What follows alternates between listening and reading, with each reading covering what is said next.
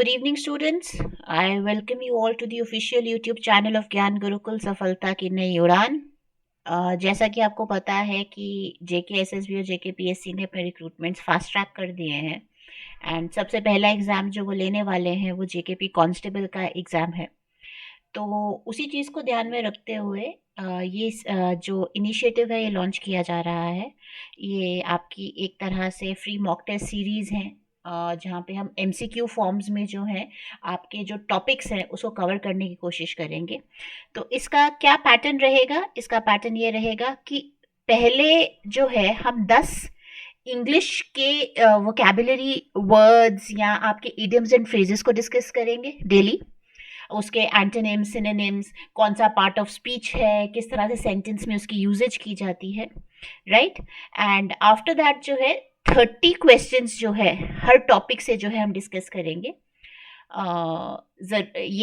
उस टॉपिक से रिलेटेड जो बाकी डिटेल्स है वो भी हम डिस्कस तो करेंगे ही करेंगे साथ में। The point of this series is कि आपकी रिवीजन में आपकी हेल्प की जा सके एंड किस तरह से आपको पढ़ना है वो आपको बताया जा सके, राइट। तो ये नहीं है कि अगर 30 क्वेश्चंस बताए हैं तो इन्हीं 30 में से आएगा, नहीं। बट यस, आपकी प्रिपरेशन कैसी है, आप कहाँ पे फॉल करते हो, आपका क्या स्कोर है, दैट विल टेल यू कि आपके वीक एरियाज क्या हैं एंड आपको कहाँ पे ज़्यादा मेहनत करने की ज़रूरत है। तो मेरी आपसे ये रिक्वेस्ट है कि साथ साथ में इसको सॉल्व करते जाइएगा and at the end of the video please अपना जो स्कोर है नीचे, जेन्युइन स्कोर, वो नीचे मेंशन करिएगा, राइट, कि how much did you score out of 30 in this जो आपका इनिशिएटिव जो चल रहा है। तो आज जो है हम इंडियन हिस्ट्री में जो इम्पोर्टेंट डेट्स हैं, चाहे वो एंशिएंट में हो, मिडीवल में हो या मॉडर्न इंडियन हिस्ट्री में हो, तो उससे रिलेटेड कुछ इवेंट्स को डिस्कस करेंगे, उसी के रिलेटेड कुछ क्वेश्चंस हैं। तो लेट्स गेट स्टार्टेड। सबसे पहले वोकैबुलरी। पहला वर्ड है ऑब्फस्केट। ऑब्फस्केट जो है एक वर्ब है। वर्ब इज हिंदी में इसको क्रिया कहा जाता है। आप जब कोई काम कर रहे हो, वो काम जरूरी नहीं है फिजिकल हो, वो मेंटल काम भी हो सकता है, राइट। तो इसका मतलब होता है कंफ्यूज होना, फालतू में किसी चीज को कॉम्प्लिकेट करना, उसकी कॉम्प्लेक्सिटी को बढ़ाना। तो जब कॉम्प्लेक्सिटी बढ़ जाती है तो वो चीज जो है वो बहुत अनक्लियर सी हो जाती है, बहुत मडल्ड हो जाती है। क्या हो जाती है?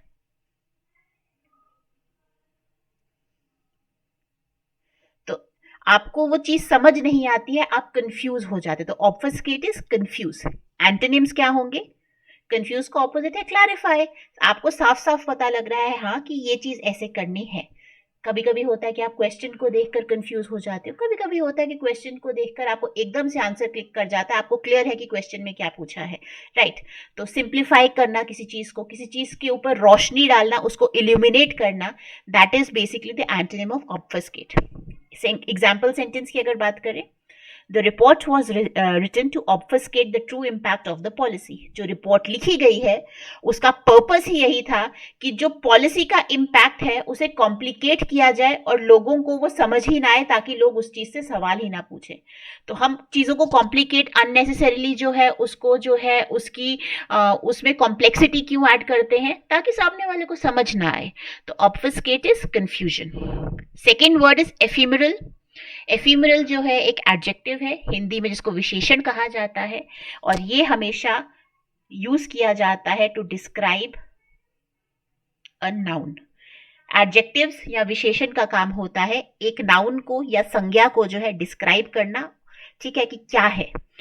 तो एफिमरल के सिनोनिम्स है टेम्पररी। कोई भी चीज जो परमानेंट नहीं है, इम्परमानेंट चीज जो टेम्पररी है, जो शॉर्ट लिव्ड है, ज्यादा लंबे अरसे तक नहीं चलने वाली है, फ्लीटिंग है। फ्लीटिंग मतलब अभी है कल को नहीं है, राइट। एंटोनिम्स है परमानेंट, एंड्योरिंग। एंड्योरिंग होता है टिकी हुई, तो फ्लीटिंग का ऑपोजिट है एंड्योरिंग। फ्लीटिंग इज कि टिकी हुई नहीं है, जो उड़ जाती है। एंड्योरिंग इज जो टिका हुआ है। एंड शॉर्ट लिव्ड का ऑपोजिट आ गया लास्टिंग, जो लंबे समय तक टिकी रहे। Example sentence: the ephemeral nature of fame means that celebrities can quickly fade from the spotlight. जब हम कहते हैं कोई सेलिब्रिटी फेमस हुआ है तो उसकी जो फेम है, उसका जो नाम है, उसका जो रुतबा है, वो बड़ा टेम्पररी सा होता है। आज में भी शाहरुख खान का पत्ता है, चल रहा है, राज चल रहा है, कल को कार्तिक आर्यन आ जाएगा, फिर अजय देवगन आ जाएगा, फिर अक्षय कुमार आ जाएगा।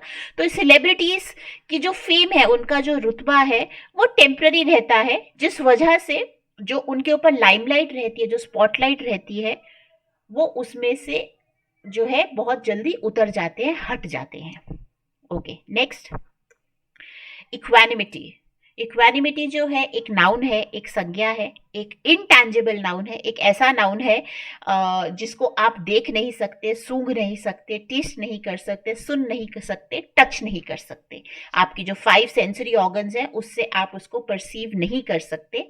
आपका जो है आप उसको फील कर सकते हो। टच और फील में फर्क होता है। टच एक फिजिकल एक्शन है जो आप स्किन के थ्रू अचीव करते हो। फील इज समथिंग इंटरनल, जो आप जिसको महसूस करना और किसी को छूना, छूने में और महसूस करने में फर्क है। वही फर्क जो है टच और फील में है।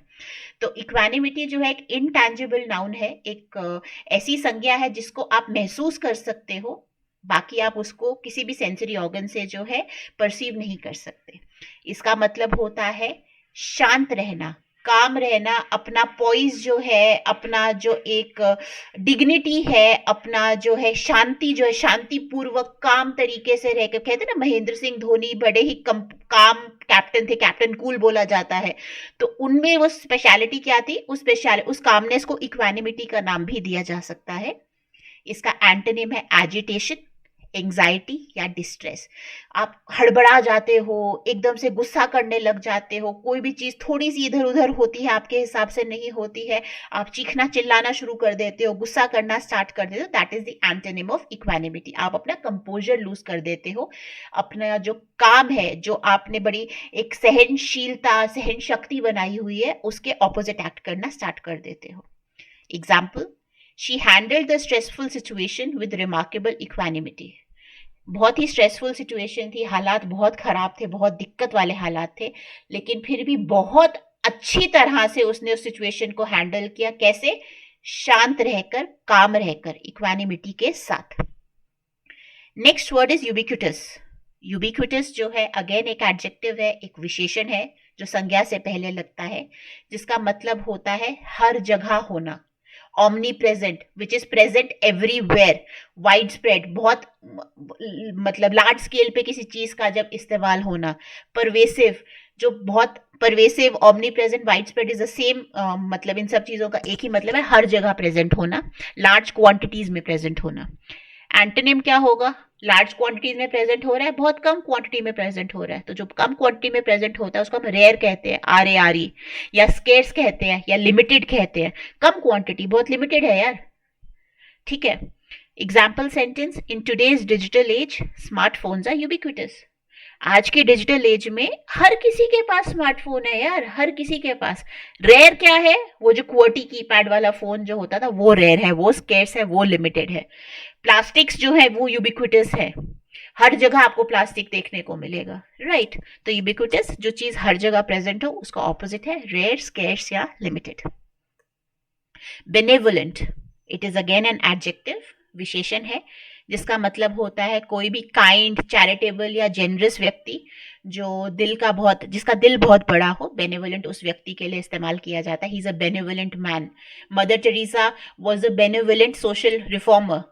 उनका दिल बहुत बड़ा था, वो खुले दिल के थे, बड़े दिल के मालिक थे। एंटोनिम बेनेवोलेंट का है मैलेवोलेंट, अनकाइंड या सेल्फिश। कोई भी मतलबी या कोई भी ऐसा इंसान जो दूसरों के प्रति जो है अच्छी भावना नहीं रखता, सद्भावना नहीं रखता, उसे मैलेवोलेंट बोला जाएगा, बेनेवोलेंट का opposite. Example sentence, the benevolent organization donated food and supplies to the flood victims. तो जो आपकी चैरिटेबल ऑर्गेनाइजेशन थी उसने फूड और एसेंशियल सप्लाईज जो थे, जो बाढ़ ग्रस्त जो विक्टिम्स थे, जिनको जो है बाढ़ की वजह से उनका जो है सब कुछ चला गया था, उनको जो है खाना और उन्होंने एसेंशियल सप्लाईज प्रोवाइड करे। Next is an idiom which is red herring. Red herring अगर आपको पता हो तो एक मछली होती है, एक रेड तरह की मछली होती है। सिनोनिम है इसका डिस्ट्रैक्शन, डाइवर्जन या मिसडायरेक्शन। कभी कभी होता है ना कि हम मुद्दे से भटक जाते हैं, हम डिस्ट्रैक्ट हो जाते हैं, हम उसके उसके गलत पहलू को पकड़ लेते हैं। तो रेड हेरिंग उसी को बोला जाता है कि भाई ये उसका जो रंग रूप है वो इम्पोर्टेंट नहीं है। इम्पोर्टेंट क्या है कि भाई जो रियल इशू है कि वो एक मछली है एंड एक रेयर तरह की मछली है। तो एंटोनिम क्या है? क्लैरिफिकेशन, डिस्ट्रैक्शन का क्लैरिफिकेशन कि आपने क्लैरिफाई कर दिया। सोल्यूशन या directness. Example sentence, the mystery novel had several red herrings to throw readers off the track of the true culprit. जो मिस्ट्री नॉवल थी, जो सस्पेंस नॉवल आप पढ़ रहे थे, उसमें बहुत सारी ऐसी डिस्ट्रैक्शंस थी, उसमें बहुत सारे ऐसे प्लॉट सब प्लॉट्स थे उस प्लॉट के अंदर कि आप जो है रियल विक्टिम को पहचान ही नहीं पाए, बिकॉज आप इतने डिस्ट्रैक्टेड थे बाकी सब चीजों से जो उस मूवी में, उस नॉवल में चल रहे थे। तो रेड हेरिंग, किसी भी डिस्ट्रैक्शन को रेड हेरिंग बोला जाता है। Burn the midnight oil. Burn the midnight oil, रात काली करना जिसको हिंदी में बोला जाता है कि भाई रात को जो है आप जगे रहते हो तो अपनी रात काली कर रहे हो। तो to work late into the night is called to burn the midnight oil. Synonyms क्या है? वर्क लेट करना, ज्यादा देर तक जगे रहना, मेहनत करना। एंटोनिम्स, रिलैक्स करना, रेस्ट करना, टेक इट इजी यार, आराम से चिल आउट करते हैं। अब एग्जाम्स आ गए हैं तो you will have to burn the midnight oil, right? कुछ लोग मिडनाइट ऑयल क्यों बर्न करते हैं? क्योंकि फोन पे लगे रहते हैं, इंस्टाग्राम फेसबुक चलाते रहते हैं। तो example sentence, to prepare for the upcoming competitive exam she had to burn the midnight oil every night. हर रात उसे मेहनत करनी थी, हर रात जो है वो उसे देर तक जगना था क्योंकि आने वाले कंपेटिटिव एग्जाम की उसे तैयारी करनी थी। बाइट द बुलेट, कहते ना नाको चने चबाना, बहुत कोई मुश्किल काम करना, बहुत परेशान कर देना किसी काम को, कोई डिफिकल्ट एक सिचुएशन, आपकी अनप्लेजेंट सिचुएशन जो है आपके सामने आना। तो bite the bullet is something similar, to face a difficult और pleasant unpleasant situation with courage, हिम्मत के साथ, साहस के साथ कोई डिफिकल्ट या अनप्लेजेंट सिचुएशन को फेस करना। सिनोनिम्स है इंड्योर करना, टिके रहना, फेस करना, कन्फ्रंट करना। एंटोनिम्स है अवॉइड करना, इवेट करना या डिले करना। Example sentence, he had to bite the bullet and admit his mistake to avoid bigger problems later.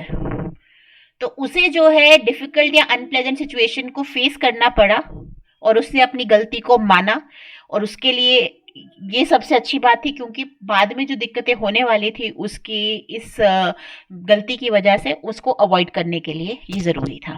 तो he had to bite the bullet, उसे एक डिफिकल्ट सिचुएशन को फेस करना पड़ा अपनी गलती मान के, ताकि बाद में कोई ज्यादा बड़ी दिक्कत ना हो। Beat around the bush. Beat around the bush क्या होता है भाई? गोल गोल घूमना, कहते हैं ना गोल गोल घूम रहे हो, गोल गोल घूम रहे हो, मुद्दे पर आओ ना यार, क्यों गोल गोल घूम रहे हो? तो बीट अराउंड द बुश भी वही है कि आप मेन टॉपिक जो है वो अवॉइड कर रहे हो, आप टू द पॉइंट नहीं आ रहे, आप बस गोल गोल घूमते इर्द गिर्द मंडरा रहे हो उस टॉपिक के। सिनोनिम्स क्या है? इवेट करना, आप अवॉइड कर रहे हो उस चीज को, इवेट कर रहे हो। डॉज करना, आप जो सवाल पूछा जा रहा है वो जवाब नहीं दे रहे, आसपास की बाकी सारी बातें बता रहे हो। या प्रीवैरिकेट करना, it means the same thing.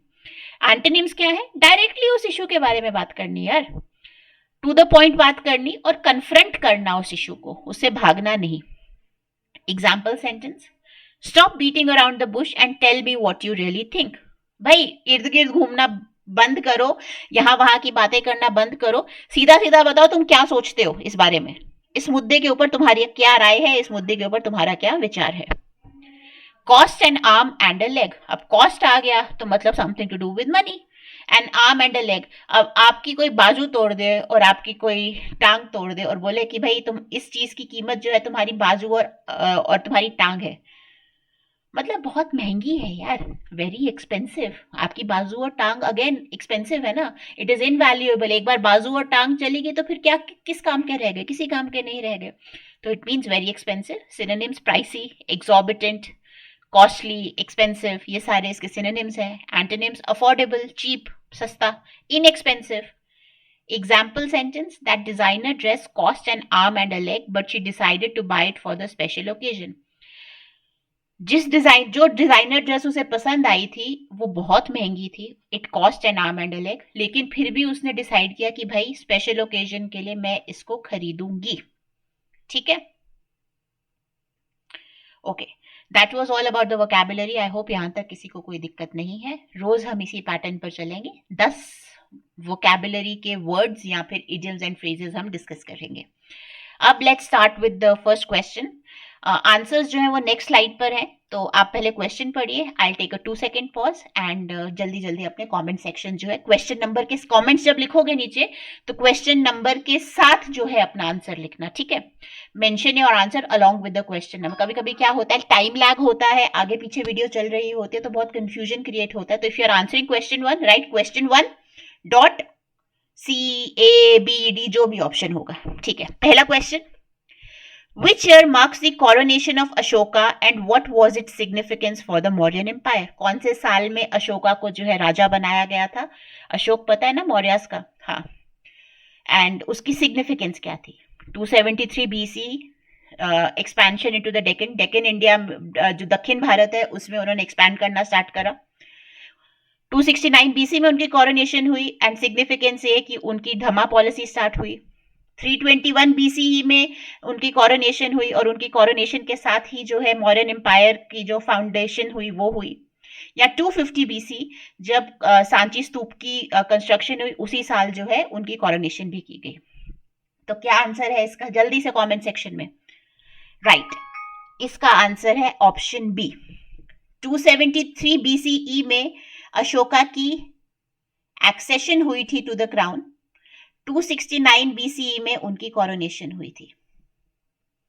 यानी राजा इनको घोषित अब किया गया था, लेकिन इनको गद्दी कब मिली? 273 BCE में, बहुत स्ट्रगल के बाद। 321 BCE में चंद्रगुप्त मौर्य ने मौर्यन एम्पायर को फाउंड किया था, अशोका ने नहीं। एंड 250 BCE में अशोका ने जो है सांची स्तूप की कंस्ट्रक्शन की थी। यहां तक क्लियर? ओके, राइट, ये आप पढ़ सकते हैं। Question 2, The Gupta Empire, often known as the Golden Age of India, began in which year under whose leadership? Gupta empire को भारत का जो है गोल्डन पीरियड भी बोला जाता है। कौन से साल में स्टार्ट हुआ था एंड किसकी लीडरशिप के अंडर स्टार्ट हुआ था? 240 CE Samudragupta campaign, 275 CE Skandagupta rule, 320 CE Chandragupta one's accession, या 300 CE administrative reforms of Vishnugupta. तो अगर आपको पता हो, चंद्रगुप्त वन जो है उन्होंने गुप्ता एम्पायर का जो फाउंडेशन है किया था 320 CE में। विष्णुगुप्त अगर आपको पता हो तो कौटिल्य का दूसरा नाम था and he is related to the Mauryans, not to the Gupta empire. Samudragupta और स्कंदगुप्त जो है वो चंद्रगुप्त वन के जो है उनके सक्सेसर्स थे। राइट, तो सी 320 CE में चंद्रगुप्त वन की एक्सेशन के साथ जो है गुप्ता एम्पायर की फाउंडेशन हुई। When was the Rigvedic period and what characterize this era in Indian history? Rigvedic period का टाइम पीरियड क्या है और इसकी कैरेक्टरिस्टिक क्या थी इंडियन हिस्ट्री में? देखो, मेरी कोशिश ये है कि सवाल से हम मल्टीपल चीजें जो है वो कवर कर लें। जैसे यहां पर कौन था, कब आया, हमने दोनों चीज कवर कर ली। कौन सा पीरियड था वो भी कवर कर लिया। यहाँ पर भी हमने पॉलिसी भी देख ली, हमने साल भी देख लिया, हमने अशोका के बारे में बात कर ली। तो पर्पस ये है कि हम मैक्सिमम चीजें जो है एक क्वेश्चन के थ्रू कवर कर सके। राइट, तो ऋग्वेदिक पीरियड कब था और इसकी क्या कैरेक्टरिस्टिक थी? क्या वो 1000 BCE में था जब आयरन टूल्स का इस्तेमाल शुरू हुआ? क्या 1500 BCE में था जब अर्ली वैदिक हिम्स जो है लिखना स्टार्ट हुई? 1200 BCE में था जब एग्रीकल्चर बेस्ड सोसाइटी का जो है आवाहन हुआ? या 500 BCE में था जब रिलीजियस रिचुअल्स जो है उनको कोडिफाई किया गया?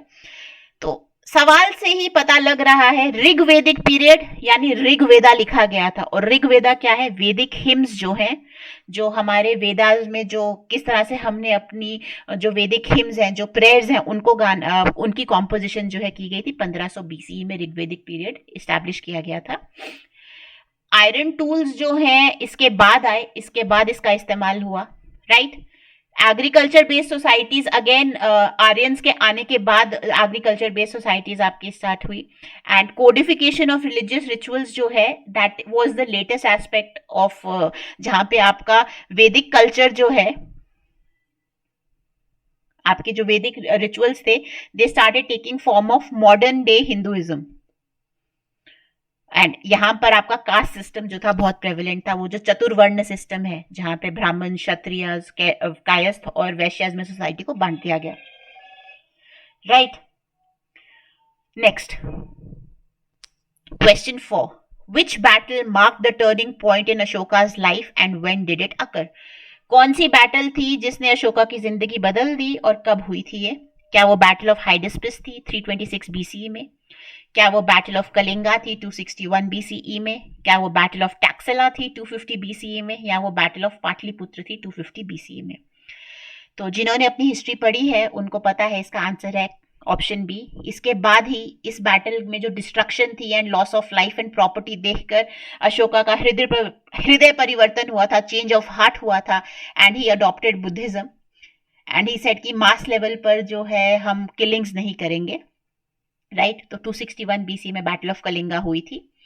बैटल ऑफ हाइडिस्पिस अगर आपको पता हो तो अलेक्जेंडर एंड पोरस के बीच में हुई थी। Porus was a king of the Paurava dynasty and Hydaspes was the name of Jhelum river. तो अलेक्जेंडर ने जब एनेक्सेशन स्टार्ट की एंड जब वो इंडिया आए तो he fought this battle with porous.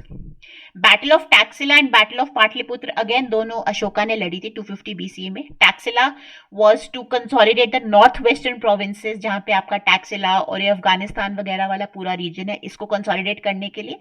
And battle of Pataliputra was fought in Pataliputra, जो कि मौर्यास का जो है कैपिटल था, सो दैट अशोका अगेन अपनी मिलिट्री स्ट्रेंथ और मिलिट्री माइट को अपने बाकी लैंडलॉर्ड्स और बाकी चीफ्टेंस के ऊपर एस्टैब्लिश कर सके। These are less documented battles but ये भी हुई थी। Okay, question 5, the establishment of Mahajanpads occurred around which period and why was it significant for political developments in ancient India? Okay, why जो है वो यहाँ नहीं दिया गया है, बट महाजनपद कब हुए थे? महाजनपद हुए थे 600 BCE के around. These were the first large political mahajanapada, maha is great, तो large, तो पॉलिटिकल स्टेट्स जो थे इंडिया सब कॉन्टिनेंट के वो थे, they were total 16 in number. Right, rise of large political states, and ये आप देख सकते हैं कौन कौन से महाजनपद हैं। ये 16 के 16 आपको याद होने चाहिए, इनके कैपिटल्स के साथ कभी कभी डायरेक्टली जो है सवाल पूछ लिया जाता है। तो ये जो है देख लीजिए, कंबोज, गांधार, कुरु, पांचाल, कोशाला, मल्ला, वृजी, अंग, काशी, मगध, छेदी, वत्स, शुरुसेना, मत्स्य, अवंती एंड असाका। ठीक है। Okay, question number 6. The Delhi Sultanate was established in 1206 CE by which ruler, marking the beginning of Islamic rule in India? क्या वो अलाउद्दीन खिलजी थे? क्या वो मोहम्मद गौरी थे? क्या वो कुतुबुद्दीन ऐबक थे? या वो इल्तुतमिश थे? वो थे कुतुबुद्दीन ऐबक। सॉरी, मेरे साथ हमेशा होता है, अरे यार,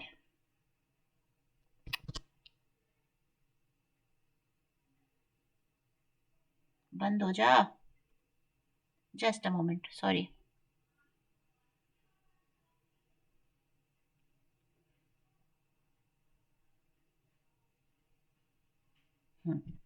तो ये था ऑप्शन सी।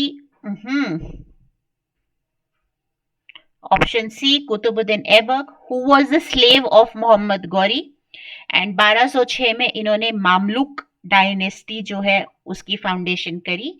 इल्तुतमिश जो है इनके सक्सेसर थे, एंड अलाउद्दीन खिलजी जो है लेटर ऑन आए हैं, तुगलक्स के बाद खिलजीज आए थे। तो Khilji dynasty again which was part of the Delhi Sultanate, but they were not the founder of the Delhi Sultanate. तो Qutbuddin Aibak was the first Muslim ruler of India. What significant event took place in 1526 CE and why is it important for Indian history? क्या Vijayanagar empire की establishment हुई? क्या राणा सांगा की defeat हुई at the battle of खानवा? क्या first battle of Panipat हुई जहां पर लोधी डायनेस्टी का एंड कर दिया गया एंड मुगल्स जो हैं वो आए? या बैटल ऑफ टालीकोटा हुई जो कि विजयनगर एम्पायर एंड बाकी डेक्कन सल्तनेट्स के बीच में हुई थी? तो सिग्निफिकेंट इवेंट है फर्स्ट बैटल ऑफ पानीपत, जिससे लोधी डायनेस्टी एंड दिल्ली सल्तनत का एंड हुआ एंड मुगल रूल एस्टैब्लिश हुआ। ये बाबर एंड इब्राहिम लोधी के बीच में लड़ी गई थी। राइट, यहाँ पे आप पढ़ सकते हैं। ठीक है, बाबर ने इब्राहिम लोधी को डिफीट कर दिया एंड साथ ही साथ नए मिलिट्री टैक्टिक्स जो इंट्रोड्यूस किए गए, जैसे use of gun powder and cannons. Vijayanagara empire की एस्टैब्लिशमेंट 1336 सीई में हुई थी, ये एक्सप्लेनेशन दिया गया है, ये आप पढ़ सकते हैं। बैटल ऑफ खानवा 1527 सीई में हुई थी, अगेन ये बाबर के बीच में एंड राणा सांगा जो आपके मेवाड़ के राजा थे उनके बीच में हुई थी, आप पढ़ सकते हैं। एंड बैटल ऑफ टालीकोटा जो है 1565 में हुई थी, which mark the end of the Vijayanagar empire.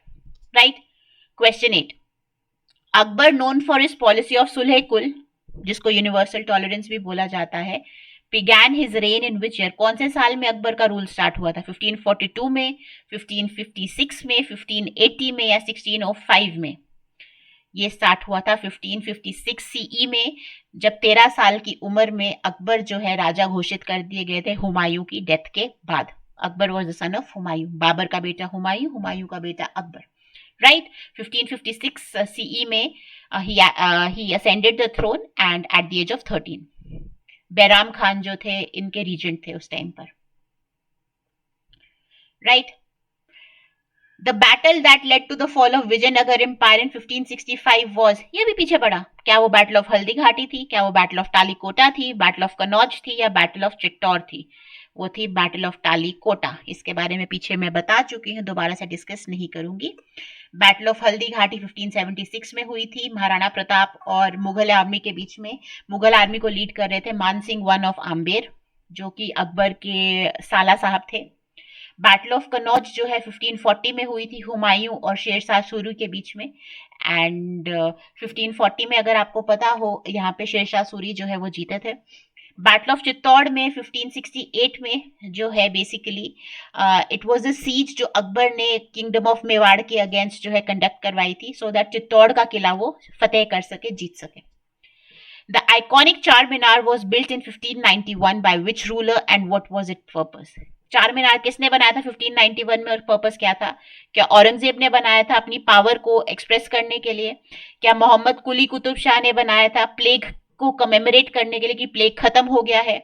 Krishnadeva राया जो विजयनगर एम्पायर के रूलर थे, क्या उन्होंने उसको एज अ मिलिट्री मेमोरियल बनाया था, या शेर शाह सूरी ने एक ट्रेड रूट को मार्क करने के लिए इसको बनाया था? तो अगर आपको पता हो, चार मीनार जो है वो हैदराबाद में है, इसको बनाया था मोहम्मद कुली कुतुब शाह ने, मोहम्मद कुली कुतुब शाह ने, to end the end of plague commemoration, to celebrate that. Right. Okay, question 11. The Battle of Plassey which set the foundation for British rule in India was fought in which year? Battle of Plassey के साथ British का जो hold है India के ऊपर वो बढ़ गया था, वो कंसोलिडेट हुआ, तो कौन से साल में लड़ी गई? ये लड़ी गई थी 1757 में। 1764 में कौन सी बैटल लड़ी गई थी, जल्दी से मुझे बताओ। और इस बैटल के बाद कौन सी ट्रीटी साइन की गई थी, जल्दी से बताओ जिसको पता है, कम ऑन। ये एक सप्लीमेंट्री क्वेश्चन है। 1764 में कौन सी इंपॉर्टेंट बैटल लड़ी गई थी एंड इसके बाद कौन सी इंपॉर्टेंट ट्रीटी साइन करी गई थी? ओके, तो battle of Plassey basically British जो थे वो रॉबर्ट क्लाइव के अंडर थे एंड 23 जून 1757 को लड़ी गई। नवाब सिराजुद्दौला थे बंगाल के, उनको हराया गया ब्रिटिश ईस्ट इंडिया कंपनी की फोर्सेस के द्वारा। एंड बंगाल जो उस टाइम पर बंगाल में बिहार और ओडिशा भी था, तो ब्रिटिश को जो है बंगाल, बिहार और ओडिशा की दीवानी जो है, रेवेन्यू कलेक्ट करने का जो राइट है, वो यहाँ से मिल गया था इस बैटल के बाद। The revolt of 1857, the first war of independence जिसको बोला जाता है, also known as the first war of Indian independence, began in, कहाँ से शुरू हुआ था ये? क्या 1847 में शुरू हुआ था इनिशियल म्यूटिनीज के साथ एंड 1857 में जाके कल्मिनेट हुआ था? क्या 1857 में स्टार्ट हुआ था मेरठ में? क्या 1867 में स्टार्ट हुआ था आफ्टरमैथ अपराइजिंग्स को देखकर, या 1877 में डेक्कन में रेजिस्टेंस देखकर? तो अगर आपको पता हो 1857 में, ओफो इसको क्या हो गया यार, बार बार मुझसे गलती क्यों हो रही है। 1857 में it began as a sepoy mutiny और इमीडिएट कॉज क्या था? ग्रीस्ड कार्ट्रिजेस का इमीडिएट कॉज था, जहां पे ये बोला जाता था कि भाई जो है ये ग्रीस कार्ट्रिजेस जो है ये काउ फैट और पिग लार्ड से बनाई जाती हैं। Just give me a moment, just a moment.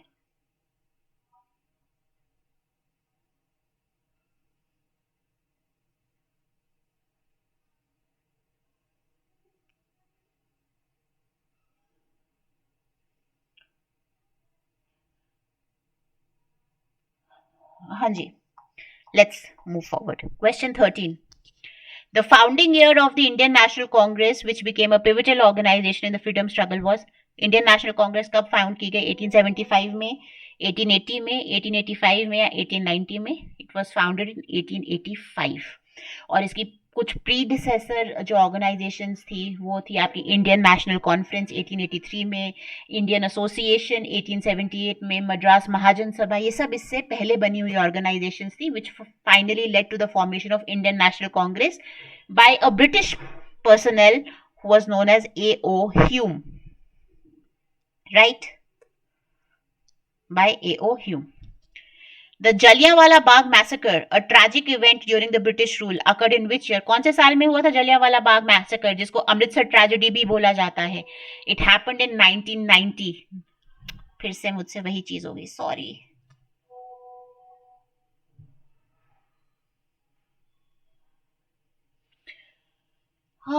इसको क्या करूं मैं?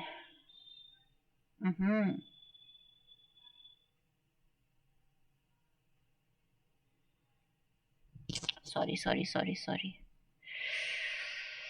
अबे हाँ,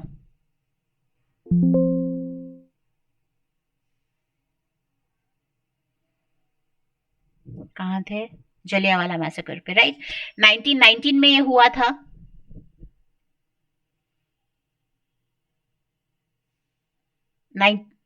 इसको क्या, something wrong with my laptop, I am really sorry. या 1919 में ये हुआ था, जहां पर एक पीसफुल गैदरिंग को बैसाखी वाले दिन जो है ओपन फायर कर दिया गया था. जनरल डायर थे जिन्होंने ऑर्डर दिया था. एक बहुत ही नैरो ओपनिंग थी जलियांवाला बाग, अगर आपने देखा हो तो वहां पर बच्चे बूढ़े वगैरह सब एक पीसफुल मीटिंग के लिए गैदर हुए थे. किचलू साहब जो सैफुद्दीन किचलू हैं वो वहां पर मीटिंग लेने आ रहे थे, तो वहां पर जो है ये हुआ था. राइट, अमृतसर ट्रेजेडी भी बोला जाता है. जनरल डायर ने जो है ओपन फायर कर दिया था. The year 1930 is significant in the Indian freedom struggle for which event? कौन सा इवेंट हुआ था 1930 में? नॉन कोऑपरेशन मूवमेंट, दांडी मार्च, जो सिविल डिसोबीडियंस मूवमेंट का पार्ट था, जहां पे हमने सॉल्ट लॉज को ब्रेक करा था.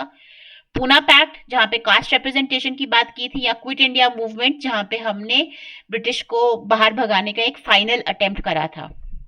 तो 1930 में सिविल डिसोबीडियंस मूवमेंट लॉन्च की गई थी, जहां पर गांधी जी जो है एक 240 माइल लॉन्ग जर्नी पर निकले थे अपने आश्रम से, साबरमती से, to break the salt law. And वो कोस्ट पर जाकर उन्होंने नमक बनाया था, बिकॉज नमक के ऊपर, नमक हर एक कॉमन आदमी को रिप्रेजेंट करता था. हर किसी के घर में नमक इस्तेमाल होता था, तो उसे रिप्रेजेंट करने के लिए. Okay.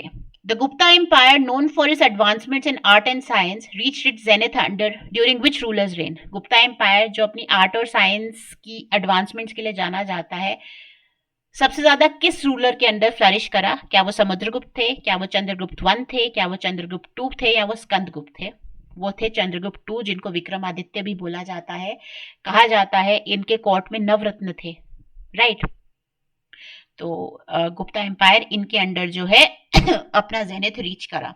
कालिदास और ये सब इन्हीं के जो है कोर्ट में बैठते थे, right? Which significant event in Akbar's reign in 1582 CE introduced a new religion aiming for universal peace? 1582 CE में अकबर ने एक सिग्निफिकेंट इवेंट जो है हुआ अकबर की रेन में, जहां पर उन्होंने एक नए रिलीजन की बात करी, सिंक्रेटिक रिलीजन की बात करी यूनिवर्सल पीस के लिए.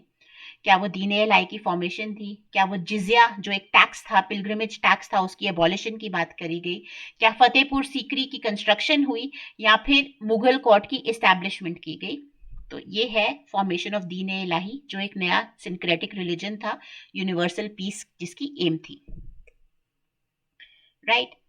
The construction of the Taj Mahal was commissioned in which year and by which Mughal emperor? अब सबको पता है ताजमहल शाहजहां ने बनाया था अपनी बेगम के लिए, लेकिन कौन से साल में? कौन बताएगा? चलो शाबाश. 5 सेकेंड. 1 2 3 4 5. शाहजहां ने बनाया था 1631 सीई में, व्हाइट मार्बल, आगरा में. ये तो सबको पता है ताजमहल के बारे में. 1631 सीई शाहजहां. एक यूनेस्को वर्ल्ड हेरिटेज साइट भी है. The partition of Bengal was implemented in 1905. 1905 में बंगाल को पार्टीशन किया गया ईस्ट बंगाल और वेस्ट बंगाल में. आज की डेट में जो वेस्ट बंगाल और आपका बांग्लादेश है। तो कौन से ब्रिटिश ऑफिशियल ने इसको जो है इम्प्लीमेंट करवाया था? क्या वो लॉर्ड कर्जन थे, क्या वो लॉर्ड वेवल थे, क्या वो लॉर्ड माउंटबैटन थे या लॉर्ड हार्डिंज थे? वो थे लॉर्ड कर्जन, राइट, जिन्होंने पार्टीशन ऑफ बंगाल को इम्प्लीमेंट करा था, right. The Round Table Conferences held in London from 1930 to 1932 aim to discuss what? 1930 से 1932 तक लंदन में राउंड टेबल कॉन्फ्रेंसेस होल्ड की गई और उनका क्या पर्पस था? इंडिया का सेल्फ रूल डिस्कस करना कि इंडिया खुद को रूल कर सकता है, ब्रिटिश की ट्रेड पॉलिसीज को डिस्कस करना, इंडिया की पार्टीशन को डिस्कस करना, या इंडिया में जो प्रिंसली स्टेट्स थे जहां पे अभी भी राजा महाराजाओं का जो था दौर था उनको ऑटोनॉमी देना, उनको जो है इंडिपेंडेंस देना। तो राउंड टेबल कॉन्फ्रेंसेस का पर्पस था इंडियन सेल्फ रूल के ऊपर बात करना। पार्टीशन ऑफ इंडिया बहुत एक लेटर फेज पर जो है ये कॉन्सेप्ट इंट्रोड्यूस हुआ था। Initially there was nothing as partition of India. British trade policy इस पे नहीं था, इंडियन प्रिंसली स्टेट्स को ऑटोनॉमी की तो बात ही कभी मुद्दा ही पैदा नहीं हुआ कभी, right. The Quit India movement was launched in which year as a mass protest against British rule? कौन से साल में क्विट इंडिया मूवमेंट लॉन्च हुई थी? 1942, 1940, 1939, 1945? 1942 में लॉन्च की गई थी 8 अगस्त को, राइट। आपका गोवालिया मैदान टैंक है वहां से लॉन्च की गई थी। आपके जितने इंपॉर्टेंट लीडर्स हैं उनको इम्प्रिजन कर दिया गया था इस मूवमेंट को रोकने के लिए, लेकिन फिर भी ये मूवमेंट नहीं रुकी थी। गांधी जी ने स्लोगन दिया था डू और डाई, करो या मरो, ये आखिरी मतलब लड़ाई है जो आपने लड़नी है, और ये वर्ल्ड वॉर 2 में के दौरान जो है लॉन्च हुई थी, right. The Indian Constitution came into effect on which day, marking the country's transition to a republic? India Republic कब बना? Indian Constitution इफेक्ट में कब आई? कमेंसमेंट नहीं पूछ रहे, इफेक्ट पूछ रहे हैं। तो इफेक्ट जो है वो 26 जनवरी 1950 को हुआ। इस दिन तो हमें इंडिपेंडेंस मिली थी, राइट। इस दिन कमेंसमेंट हुई थी कॉन्स्टिट्यूशन की and effective it became from 26 जनवरी 1950, और आज भी इस दिन को हम रिपब्लिक डे की तरह मनाते हैं, right. Question number 23. The non-cooperation movement was launched by Gandhi in response to which event? Non-cooperation movement जो launch की गई थी 1920 में, कौन से इवेंट को जो है उसकी निंदा करने के लिए लॉन्च की गई थी महात्मा गांधी द्वारा? Jallianwala Bagh, Simon commission, रोलत act या क्रिप्स मिशन? इसका आंसर क्या है जल्दी बताइए। 1, 2, 3, 4, 5। इसका आंसर है option C, Rowlatt Act. Rowlatt Act जो है ये एक बड़ा ही रिप्रेसिव सा लॉ था जो कहता था कि बिना ट्रायल्स के जो है इंडियंस को पनिश किया जा सकता है, और ब्रिटिश को जो है इंडियन जजेस जो है वो पनिश नहीं कर सकते जो ब्रिटिश नेशनल्स हैं। तो उसके अगेंस्ट ये नॉन कोऑपरेशन मूवमेंट लॉन्च की गई थी। ऑल दिस को कॉल ऑफ कर दिया गया था। कौन सा इवेंट हुआ था जिसकी वजह से इस नॉन कोऑपरेशन मूवमेंट को कॉल ऑफ कर दिया गया था? कौन बताएगा? नीचे कमेंट सेक्शन में बता दो जल्दी से। चौरी चौरा, ठीक है। क्वेश्चन 24। सॉरी पीछे से शोर आ रहा है, हॉस्टल में हूं तो ये लड़कियां पता ही है, साथ में सर्दियां आ गई, पंखे बंद रहते हैं तो शोर ज्यादा आता है। The second battle of Panipat fought in 1761 was between which two factions? First battle of Panipat 1526 में हुई थी इब्राहिम लोदी और बाबर के बीच में, जिससे मुगल रूल एस्टैब्लिश हुआ था। सेकेंड बैटल ऑफ पानीपत 1761 में हुई थी, किसके बीच में? मराठास और अफगान्स के बीच में, मराठास और ब्रिटिश के बीच में, मुगल्स और सिख के बीच में, राजपूत एंड मुगल्स के बीच में। अगर आपको पता हो ये मराठास और अफगान्स के बीच में हुई थी। अहमद शाह दुरानी जो है अफगान रूलर, उनके साथ हुई थी ये, right. Okay. The Delhi agreement of 1931 aim to secure what for the Indian populace? Delhi agreement का क्या पर्पस था जो 1931 में हुआ था? Dominion status, full independence, separate electorates या रिजर्वेशन ऑफ सीट्स? इसका आंसर है dominion status. Delhi Agreement of 1931 was aimed to secure the dominion status of the Indian population. Right? Question 26. The Indian states were reorganized into linguistic states based on the States Reorganization Act. कौन से साल में आया था States Reorganization Act? ये आया था 1956 में. And the first state to be linguistically organized was Andhra Pradesh. In 1953, और इसके बाद जो है वो इंटेंसिफाई हो गया मूवमेंट की बाकी स्टेट्स को भी आपको लिंग्विस्टिकली जो है बांटना चाहिए। गुजरात में, महाराष्ट्र में, कर्नाटका में ये चीज़ें देखने को मिली, पंजाब, हरियाणा में ये चीज़ें देखने को मिली। तो इसलिए सरकार ने 1956 में एक स्टेट्स रीऑर्गेनाइजेशन एक्ट ही पास कर दिया, right. And the first state to be linguistically reorganise was Andhra Pradesh in 1953 after the protest of Shri Potti Ramamallu, जिन्होंने अपने आप को जो है he set himself ablaze for this cause कि तेलुगु स्पीकिंग पीपल को जो है एक अलग स्टेट मिलनी चाहिए, तो he set himself on fire. Okay, question 37, when did Subhash Chandra Bose form the Indian National Army? 1939, 1941, 1942 या 1943? सुभाष चंद्र बोस ने इंडियन नेशनल आर्मी जो है 1943 में लॉन्च करी थी मलेशिया से, एंड उनका जो था वो था तुम मुझे खून दो मैं तुम्हें आज़ादी दूंगा। इस इंडियन नेशनल आर्मी में एक विमेंस रेजिमेंट भी था जिसको रानी लक्ष्मीबाई रेजिमेंट बोला जाता था, right. Question 28. The Treaty of Purandar between Shivaji and Mughals was signed in? कौन से साल में Treaty of Purandar साइन हुई थी जिसके तहत ये बोला गया था कि शिवाजी महाराज जो हैं वो मुगल्स को 23 फोर्ट्स के ऊपर जो है अपना राइट जो है देंगे, मुगल्स के अंडर उनके 23 फोर्ट्स आ जाएंगे, और पर्पस था कि मराठा पावर को कंट्रोल करना, but they could not do that. In fact this strengthened Shivaji's position. ये साइन हुई थी 1665 CE में, राइट। ये इसके बारे में लिखा हुआ आप पढ़ सकते हैं।